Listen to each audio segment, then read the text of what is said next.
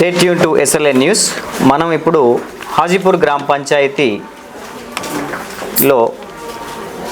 BRS బలపరుస్తున్న Madhavarapu Srilatha Ramarao గారులతో మాట్లాడే ప్రయత్నం చేద్దాం. ముందుగా నమస్కారం అండి. ముందుగా పాయింట్కి వస్తూ ఉన్నాను మేడం. చెప్పండి. అంటే గతంలో మేము చూసాం, జనరల్గా మేము మీదో ఇంటర్వ్యూ అనగానే ఫస్ట్ ఆఫ్ ఆల్ మేము ఈ గ్రామంలో తిరిగి చూసాం. అంటే ప్రధానమైన ఆరోపణ ఏంటి అంటే వీళ్ళు ఇప్పటివరకు అయితే గ్రామంలో లేరు, గెలిచిన తర్వాత అసలు ఉంటారా ఉండరా అనేది కొంతమంది ప్రజల్లో చర్చ జరుగుతూ ఉన్నది. దీని గురించి మీరు ఏం మాట్లాడతారు? మేము వాస్తవమే, ఎందుకంటే మా పిల్లలు చిన్నగా ఉన్నప్పుడు మేము హైదరాబాద్లో ఉన్నాం. మా పిల్లలు ఇప్పుడు పెద్దగా అయిపోయింది, సెటిల్ అయినారు. నేను ఒక్కదాన్ని మాత్రమే మా పిల్లల్ని పట్టుకొని హైదరాబాద్లో ఉండేదాన్ని. మా హస్బెండ్ మాత్రం ఇక్కడే ఉంటుండే ఊర్లో. నేను మాత్రం మా పిల్లలు ఇంటర్ అయిపోయిన తర్వాత మా పెద్ద అబ్బాయి కూడా ఇంజనీరింగ్కే యూఎస్కి వెళ్ళిపోయాడు. మా చిన్న అబ్బాయి కూడా ఇంటర్ అయిపోగానే ఇంజనీరింగ్కి యూఎస్కి వెళ్ళిపోయాడు, లండన్ వెళ్ళిపోయాడు, ఆయన యూకే వెళ్ళిపోయాడు. అప్పటి నుండి మేము ఇక్కడే ఉంటున్నాం. మేము ఇక్కడ ఇల్లు కట్టుకున్నాం. మేము పర్మనెంట్ ఇక్కడే. మాకు అన్ని బాధ్యతలు అయిపోయినాయి, మా పిల్లల బాధ్యతలు అయిపోయినాయి. మా బిజినెస్ ఇక్కడ. ఇప్పుడు మా హస్బెండ్ మేమిద్దరం ఇక్కడే ఉంటున్నాం. మేము ఇక్కడ ఉండట్లేదని మీతో ఎవరన్నారు? అంటే ప్రజల్లో అక్కడక్కడ ఎట్లా ఉంటుంది అంటే మేడం, ఇప్పుడు వాళ్ళు ఏమంటా ఉన్నారంటే ఇప్పుడు ఎలక్షన్లు వచ్చినాయి, సర్పంచ్గా పోటీ చేయడం కోసం వాళ్ళు ఇక్కడికి వచ్చారు. రేపు సర్పంచ్గా గెలిచిన తర్వాత మళ్ళీ పోయి మంచిర్యాల ఉంటారు, ఇంకేడో ఉంటారు, మన సమస్యలు ఎట్లా అని చెప్పేసి వాళ్ళ దగ్గర ఏదో చర్చించుకుంటా ఉన్నారు. మొదట అడగడమే దాని గురించి అడుగుతూ ఉన్నాం మనం. ఎందుకంటే ఇప్పుడు మేమేదో మిమ్మల్ని ఇంటర్వ్యూ చేసి మిమ్మల్ని ఇట్లా కాకుండా అసలు ప్రజలలో ఏం జరుగుతూ ఉంది, ఇవాళ ఏం చర్చించుకుంటున్నా అనేది మేము మాట్లాడుతూ ఉన్నాం. సమాధానం మీరు అడిగినది కరెక్ట్ పాయింట్ అది. ఎందుకంటే నా తరపున ప్రజలకు కూడా తెలియాలి కదా. ఓకే, మేము ఇక్కడే ఉంటాం ఇప్పటి నుండి. ఇక మా రిటైర్డ్ లైఫ్ అంతా ఈ ఊర్లోనే. మేము అందుకే ఇక్కడ ఈ రిటైర్డ్ లైఫ్గా పీస్ఫుల్గా ఉండాలి అనుకున్నాం. కానీ అందరూ ప్రజలు వచ్చి మీరు ఇక్కడనే ఉంటున్నారు, ఇల్లు కట్టుకున్నారు, మీ అబ్బాయిలు సెటిల్ అయిపోయారు కాబట్టి కొంచెం మీ రిటైర్డ్ లైఫ్ని కొంచెం మా హాజీపూర్ గ్రామ పంచాయతీ కూడా మీ వంతుగా మాకు మీ సహకారం కావాలి అని మా దగ్గరికి హెల్ప్ కోరిండు. ఓకే, సరే ఓకే. మా హస్బెండ్ ఏమో బిజినెస్లో ఉంటారు, ఎప్పుడు నేను ఇంట్లోనే ఉంటాను కాబట్టి మన ప్రజలకు మనం చేయడం, మన పిల్లలకు చేసినాం కాబట్టి మన ప్రజలకు కూడా మన పిల్లలే అనుకొని నా వంతుకు ఒక బాధ్యతగా చేద్దామని ప్రజలు ఎన్నుకున్నప్పుడు ఎందుకు మనం కాదని నేను మాత్రం ముందుకు వచ్చిన. ఓకే, అలాగే సార్ ఇప్పుడు సర్పంచ్ అభ్యర్థిగా మీరు కూడా బరిలో ఉండొచ్చు, కానీ మీరు మేడంను బరిలో దింపడానికి గల కారణం? నేను వృత్తిపరంగా వ్యాపారపరంగా సివిల్ కాంట్రాక్టర్ని, ఒక ఇండస్ట్రియలిస్ట్ అనుకోండి. నాకు వివిధ రకాల ఇండస్ట్రీస్ ఇవి ఉన్నాయి. నాకు చిన్న చిన్నవి వ్యాపారవేత్తగా మీరు సెటిల్ అయ్యారంటే ఉన్నా. ఓకే, తర్వాత నాది ఒక కంపెనీ, రిజిస్టర్డ్ కంపెనీ, ఒక పెద్ద సంస్థ ఉన్నది. దానిలో భాగంగా మనం గ్రామ పంచాయతీలో చేయడానికి కూడా వీళ్ళు. ఓకే, ఎలక్షన్స్లో పోటీ చేయడానికి దీంట్లో అర్హులం కూడా కాదు. ఓకే, యాక్చువల్గా as per government rule. Okay, ఆ సంస్థ మొత్తం నా పేరు మీదనే ఉంది. ఓకే, ఇంకా మా పిల్లలు కానీ మా కంపెనీ కానీ మేము చేయలేదు. ఇంకా ఆ కంపెనీలు పరంగా డైవర్ట్ అయిన తర్వాత ఇంకా 100% ప్రజాసేవకు రావడానికి ప్రయత్నిస్తా. ఎందుకంటే మాకు కూడా మా కన్న ఊరికి మా ఇక్కడ అంటే చిన్నప్పటి నుంచి ఇక్కడే పెరిగినాము, ఇక్కడే ఉన్నాము. ఎవరో అనడం అయితే తప్పు. అది నేను వృత్తిపరంగా 35 సంవత్సరాల నుంచి, నా 57 సంవత్సరాల వయసు నాకు ఇప్పుడు. వృత్తిపరంగా మాత్రం ఇక్కడే నా వృత్తి. నా రిజిస్ట్రేషన్ కూడా హాజీపూర్ గ్రామము మా ఇదే ఇంటి నంబర్ మీదనే రిజిస్టర్ అయి ఉన్నది, హైదరాబాద్లో కాదు. అది అనవసరమైన అపోహలు. ఇప్పుడు మేము ఏదో సర్పంచ్గా అభ్యర్థిగా పోటీ చేస్తున్నామని చెప్పి మాపై అపోజిషన్ వాళ్ళు చేసే విమర్శలు తప్పితే దీంట్లో మాత్రం ఏ మాత్రం కూడా లేదు. అది ఓకే సార్, అలాగే ఇప్పుడు మనం చూసుకున్నట్లయితే అంటే మీరు గతంలో ఇక్కడైతే లేరు, ఇల్లు కట్టుకున్నారు, ఇక్కడ ఉంటున్నారన్న ఈ మాట మనం ఇప్పుడు మాకు చూస్తూ కూడా మీ ఇల్లు కనిపిస్తూ ఉంది, వాస్తవ దృశ్యాలు కూడా మాకు కనిపిస్తూ ఉన్నాయి. అయితే సార్ మీ ప్రధానంగా మీ ఈ మండలంలో గ్రామ పంచాయతీ, ఈ హాజీపూర్ గ్రామ పంచాయతీ పెద్ద గ్రామ పంచాయతీ. సో ఇక్కడ ప్రధానంగా ఉన్న సమస్యల మీద మీకు ఏమైనా అవగాహన ఉందా సార్? ఇంకొకటి అంటే ఫస్ట్ కొన్ని సమస్యలు ఒక గ్రామ పంచాయతీ అనగానే చాలా సమస్యలు ఉంటాయి కదా. చెప్తా. ఫస్ట్ ఇప్పుడు మీరు సరే ఇక్కడ ఉంటున్నారు, ఇల్లు కట్టుకుంటున్నారు, కట్టుకోవడం ఏంటి అసలు? మాది ఇల్లు లేదా? అంతకుముందు అది ఇల్లు కాదా మాది? ఓకే, ఆ? ఇల్లు కాదా? మేము అంతకుముందు దాంట్లోనే అడ్జస్ట్ అయ్యేది. ఓకే, ఫ్యామిలీ పెరిగిన కొద్దీ సరిపోదు కదా, నూతన భవనం నూతన భవనం నిర్మించుకున్నాం అంతే. ఇల్లు ఓకే. ఇప్పుడు నిర్మించుకోవడం కాదు, మాకు ఇల్లు ఓకే. ఉన్నది. ఇది ఓకే. ఈ ప్రాంగణం కూడా కొత్త కొనుక్కొని కట్టుకున్నది కాదు, ఇది మా తాతలది. ఇక్కడ ఈ నివాసానికి సంబంధించిన ఈ భూమి కానీ ఇవన్నీ మా తాతలే, ఇప్పటి కాదు, వందల సంవత్సరాల కిందటి నుంచి మా తాతలే ఇవి. మేము ఇప్పుడు ఏదో కొత్తగా ఈ ఊర్లో బతకడానికి వచ్చి ఇల్లు కట్టుకోలే, మా వ్యవసాయ భూములు ఉన్నాయి ఇక్కడ. మేము స్థానికంగా మేము ఇక్కడే కంప్లీట్. దాని తర్వాత మీరు అడిగిన ప్రశ్న మంచి ప్రశ్న, గ్రామ పంచాయతీ మీద మీకు అవగాహన ఉన్నదా? ఆ సమస్యలపైన రైట్. నేను నా దినచర్య కూడా అదే. ప్రతి గ్రామ పంచాయతీల ఇప్పటి వరకు నాకు తెలిసి 35 గ్రామ పంచాయతీలలో ఎన్నో ఊర్లకి నేను రోడ్లు వేయడం జరిగింది. అందులో భాగంగా నాకు ఎట్లుంటుంది అంటే స్థానికత అంటే నాకు చాలా ప్రేమ. దానిలో భాగంగా ఎక్కువ మన మంచిర్యాల కాన్స్టిట్యున్సీ దీంట్లోనే నేను ఎక్కువ వర్క్ చేసిన. ప్రతి గ్రామంలో నేను రోడ్ వేసిన. చెప్పాలంటే 90% గ్రామాలలో, మన నియోజకవర్గంలో ఉన్న 90% గ్రామాలలో కూడా నేను రోడ్లు వేయడం జరిగింది. నా కంపెనీ పేరు మీద, నా సంస్థ పేరు మీద. ప్రతి గ్రామంలో అంటే ఆల్మోస్ట్ 90% ఊర్లలో, దండపల్లి మండలం తీసుకోండి, జన్నారం మండలం తీసుకోండి, లక్షడిపేట మండలం తీసుకోండి, హాజీపూర్ మండలం తీసుకోండి, మీరు ఎక్కడైనా మీరు వెళ్ళి చూడండి. ప్రతి ఊర్లో విలేజ్లో తెలుసుకోండి. ఆ విలేజ్లకు నేను రోడ్లు వేసిన, దాదాపుగా రోడ్లు వేసిన. ఇప్పటి వరకు కూడా అంటే దాని 5 సంవత్సరాల కాలపరిమితి, అంటే మేము ఇచ్చే వారంటీ ముగిసిన వాటికి మాత్రమే బోర్డులు కనిపించకపోవచ్చు. ఓకే. ఇప్పుడు కూడా లైవ్లో అంటే మా టెండర్ 5 సంవత్సరాలు, 3 సంవత్సరాలు కొన్ని, 2 సంవత్సరాలు కొన్ని, ఇట్లా కాలపరిమితి ఉంటుంది దానికి. ఓకే. రోడ్ వేసిన తర్వాత దాని warranty period, defect liability period అంటే. అట్లాంటి గ్రామాలు చాలా ఉన్నాయి. వాటిలో కూడా మీరు చూసుకోవచ్చు, బోర్డు ఉంటుంది, దాని మీద ఏజెన్సీ పేరు ఉంటుంది, మాధవరపు రామారావు అని పేరు ఉంటుంది, రెసిడెన్స్ ఆఫ్ హాజీపూర్ అని పేరు ఉంటుంది. తెలియకనే హాజీపూర్ను ఇప్పటికీ చాలా దూరం తీసుకెళ్ళిన. మా గ్రామం అంటే ప్రతి చోట హాజీపూర్ అనేది మీ స్వగ్రామమైన హాజీపూర్ అనేది మీరు ఇంతగానో విస్తరించడానికి చెప్తా ఉన్నారు. విస్తరించున్నది. ఎవరో ప్రత్యర్థులు ఈ రకమైన ప్రచారం చేయడం మాత్రం తప్పు అనడానికి ఇది చెప్తున్నా నేను. ఓకే. తర్వాత ఇది కూడా అవగాహన ఉందా అనే దానికి కూడా ఇంత ఎక్స్ప్లెనేషన్ ఇచ్చిన. ఓకే. ఎందుకంటే ప్రతి విలేజ్లో నేను డ్రైనేజెస్, సీసీ రోడ్లు, నా దగ్గర నా ఎక్స్పీరియన్సెస్ సర్టిఫికెట్స్ ఉన్నాయి, కావాలంటే రమ్మనండి, వాళ్ళకి చూపిస్తా.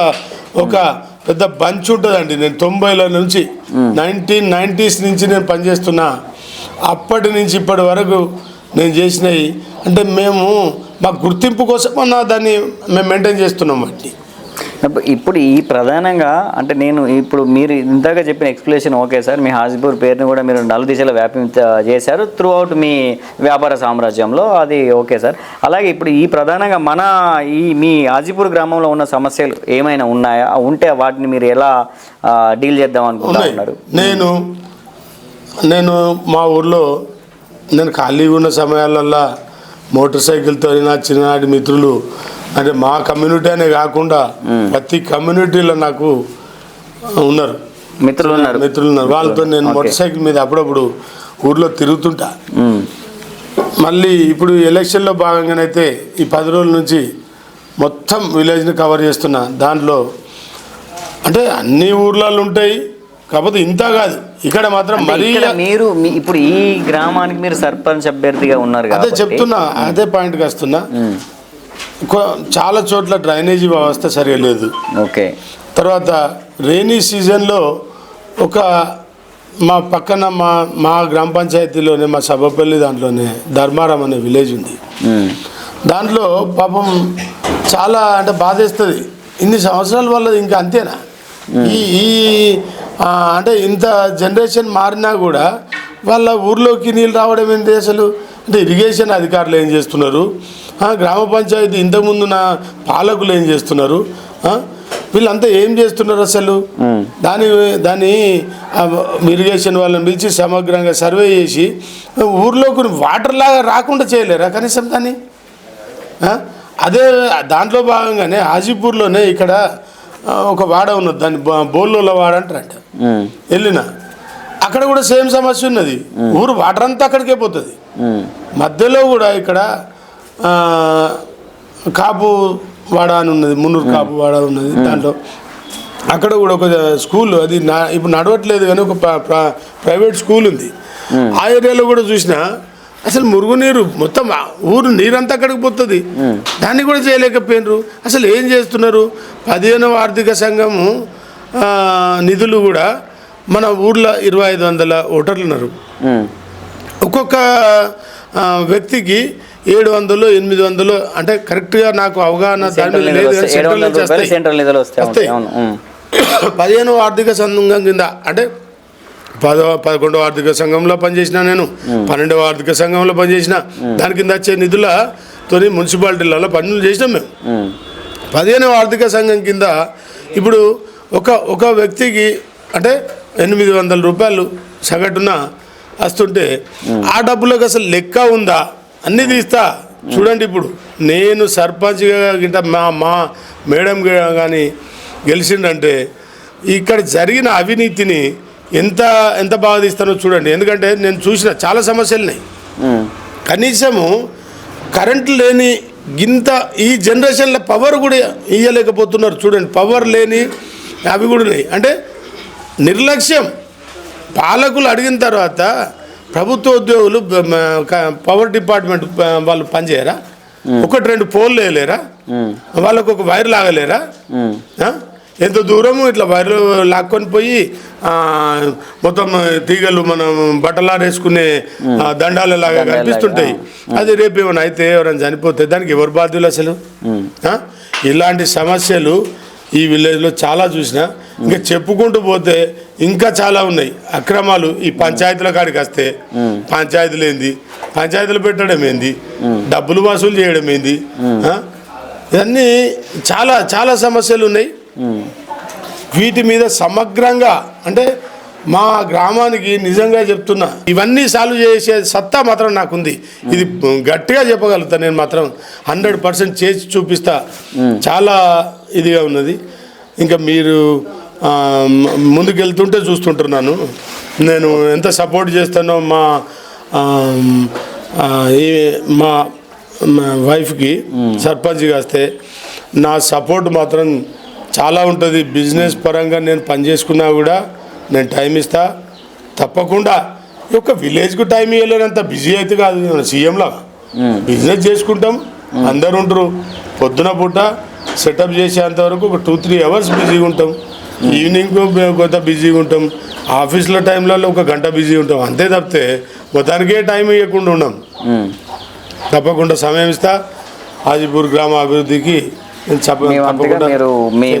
మేమంతగా మీ భార్యకి మీరు సపోర్ట్ చేసి హాజీపూర్ను ముందుస్తారంటారు మీరు? 100% ముందుస్తారు. Okay sir. అలాగే ఇప్పుడు వరకు మీరు సమస్యలు చెప్పారు. వీటిని మీరు ఒకవేళ సర్పంచ్గా మీరు గెలిచిన తర్వాత మీరు తీసుకునే మొదటి అభివృద్ధి కార్యక్రమాలు ఏమన్నా ఉన్నాయా? అంటే మీరు ఒక మేనిఫెస్టో పెట్టుకునే ఉంటారు.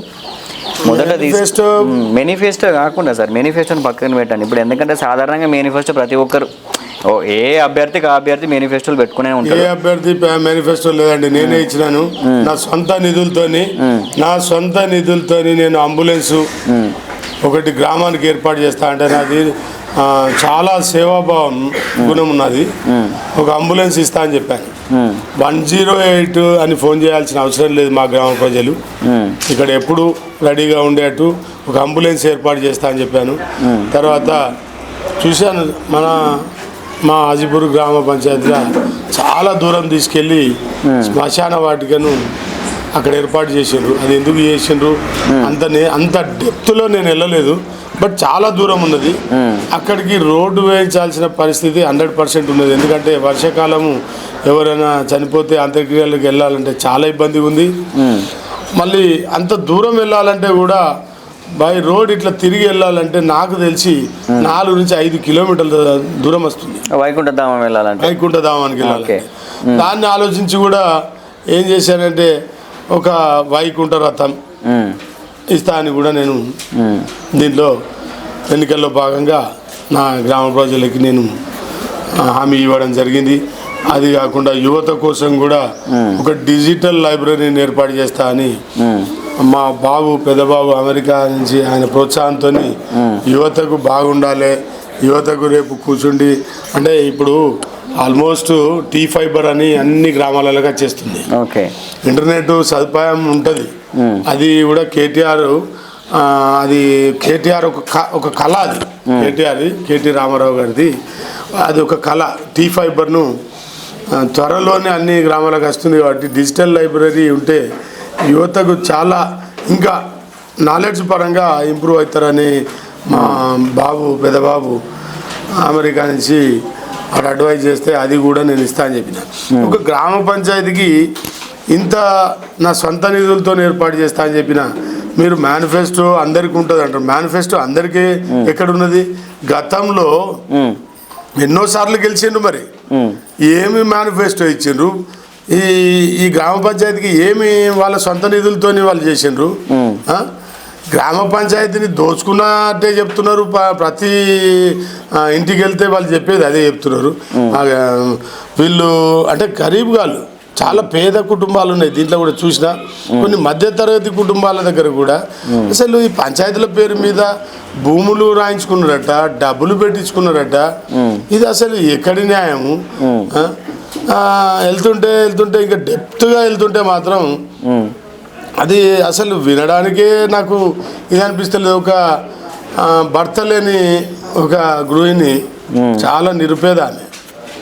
వాళ్ళకు 3 కూతుర్లు, 2 కూతుర్ల పెళ్ళిళ్ళు దేవుడి దేవాలు అయిపోయింది. ఇంకొక కూతురు వికరాంగురాలు, చాలా అధ్వాన పరిస్థితిలో ఉంది. రేపు తీసుకొస్తా, అందరికి తెలుస్తుంది అది. ఆమె ఏదో చిన్న పనులు చేసుకుంటూ కొంచెం ఏదో ఆల పనుల ఆమెకి ఏదో దేవుడు వస్తుందంట, భక్తురాలు ఆమె. అది ఆమె చిన్నగా ఎక్కడో ఇంత గుడి ఏర్పాటు చేసుకుంటే అది చిన్నగా ప్రాచుర్యంలోకి వచ్చి అందరూ అక్కడికి వెళ్ళడం జరుగుతుంది. దాంట్లో భాగంగా వీళ్ళు ప్రజా నాయకులు ఏదో దానికి చుట్టూ ఏదో కట్టించిండట. కట్టించినంత మాత్రాన ఆమె అక్కడ పెట్టుకొని ఆమె కష్టపడుతుంది, డెవలప్ చేసుకున్నది. అక్కడ ఏదో ఆమె దేవుడి దర్శనానికి వస్తామని, అమ్మవారి దర్శనానికని అక్కడికి వెళ్తే అక్కడ కూడా రాజకీయం ఏంది? అక్కడ ఏదో హుండీ ఉంటుంది. ఆ హుండీని తీసుకొచ్చుకున్నాడు గత పాలకులు. అది ఎంతవరకు ఇది చెప్పండి అసలు? దాంట్లో కూడా భాగం కావాలట. హుండీలో కూడా భాగం కావాలనే వాళ్ళు ఇక గ్రామానికి వచ్చే నిధులలో కూడా భాగాలు లబ్ధి పొందినట్టే కదా. ఇలాంటి అసలు మేము వస్తేనైతే రూపుమాపుతాం 100%. నా మనస్తత్వం కూడా చాలామందికి తెలుసు. మొత్తం మీద మీరు గెలిచిన తర్వాత మీ గ్రామ పంచాయతీకి అభివృద్ధికి బాటలు వేస్తారని అంటారు మీరు. ఇప్పుడు వార్డు సర్పంచ్ అభ్యర్థి శ్రీలత గారితో. ఓకే సార్, ఇప్పుడు అంటే మీరు మా ఛానల్ ద్వారా మీరు మీ గ్రామ ప్రజలకు ఏమైనా తెలపాలనుకుంటున్నారా మేడం? ముందుగా మీరు ఏమైనా తెలపాలనుకుంటే చెప్పండి. గ్రామ ప్రజలకు ఒకటే చెప్తున్నాను నేను, అందరినీ నమ్మిండ్రు, ఒకసారి మమ్మల్ని కూడా నమ్మాలి. నమ్మి మీ ఓట్లు మాకేసి మమ్మల్ని భారీ మెజార్టీతో గెలిపించుకోండి. మీరు గెలిపించుకోండి, మేమేంది అనేది మీకు చూపెడతాం. మన ఊరికి, మన గ్రామ ప్రజలకు, హాజీపూర్ గ్రామ ప్రజలందరికీ మన నిధులు మన హాజీపూర్ గ్రామ పంచాయతీకి సంబంధించిన నిధులన్నీ ప్రజలకు చెందేలా నా వంతు కృషి నేను మాత్రం 100% చేసి చూపెడతా. అదొకటి నా హాబీ. అలాగే మేడం ఇప్పుడు మీరు ఒక అంటే మీరు మహిళా అభ్యర్థిగా పోటీ చేస్తూ ఉన్నారు అవును. ఇక్కడ. సో మీది పెద్ద గ్రామ పంచాయతీ, మీకు ఇక్కడ మహిళా సంఘాలు కూడా ఎక్కువగా ఉన్నాయి. సో మహిళలు కూడా ఉన్నారు సపరేట్లీ. అంటే జనరల్గా మహిళా అభ్యర్థి అనగానే ఓకే మన సర్పంచ్ అభ్యర్థి మహిళ ఉన్నది, మాకు గర్వకారణంగా ఉంది, మాకు కూడా ఇంత తోడుగా ఉంటుంది అని చెప్పేసి వాళ్ళు భావిస్తూ ఉన్నారు. వాళ్ళకు మీరు ఏం చెప్తా అనుకుంటున్నారు? అవును, వాళ్ళు ఎప్పుడు మా ప్రాబ్లం ఇది మేడం అని వస్తే నేను వాళ్ళ వెన్నంటే ఉంటాను మాత్రం నేను వాళ్ళకి హామీ ఇస్తున్నా. వాళ్ళకి మీరు ఏదైనా ఎప్పుడైనా రావచ్చు, నేను ఎప్పుడు ఇక్కడే ఉంటా. మీ ప్రజాసేవ చేయడానికే నేను ముందుకు వచ్చిన మన గ్రామ పంచాయతీ సర్పంచ్గా. మన గ్రామానికి ఏ ప్రాబ్లం వచ్చినా సేవ చేయడానికి నేను ముందుకు వచ్చిన. ఎందుకు అంటే మాకు 30 years తర్వాత ఇప్పుడే వచ్చింది ఛాన్స్. కాబట్టి అందరు వచ్చి అమ్మ మేడం మీరు ఒకసారి చేయండి, మన గ్రామ పంచాయతీని ఒకసారి డెవలప్ చేస్తారని మాకు నమ్మకం ఉంది అని యువత నా దగ్గరికి, యువతే కానీ లేడీసే కానీ ఎవరైనా కానీ అందరు వచ్చి ఒకసారి రావాలి మేడం మీరు బయటకి అని నన్ను. సరే వాళ్ళను పాపం ఎందుకు కాదనాలి, మన వంతు మనమే మన ఇంట్లోకి వెళ్ళి పెట్టట్లే. మన గ్రామ పంచాయతీకి ఏవైతే వస్తాయో వాళ్ళకే మన ప్రజలకు న్యాయం చేయాలి. ఎప్పుడు మన గ్రామం బాగుంటేనే మన గ్రామ ప్రజలు బాగుంటారు. మీ గ్రామానికి వచ్చిన నిధులన్నీ కూడా గ్రామ పంచాయతీకి కేటాయిస్తానని నేను ప్రజలందరికీ హామీ ఇస్తున్నా. Okay madam, all the best for your successful journey madam. మీరు మీ గ్రామ ప్రజలు ఏదైతే మిమ్మల్ని కోరడం జరిగిందో అలాగే మీరు కూడా మీ గ్రామ ప్రజలకు సేవ చేయడానికి మీరు ముందొచ్చారు కాబట్టి మీరు బరిలో మీరు సక్సెస్ కావాలని చెప్పి మేము కూడా మా ఛానల్ తరఫున కోరుతా ఉన్నామండి. థ్యాంక్ యూ, ధన్యవాదాలు. Thank you.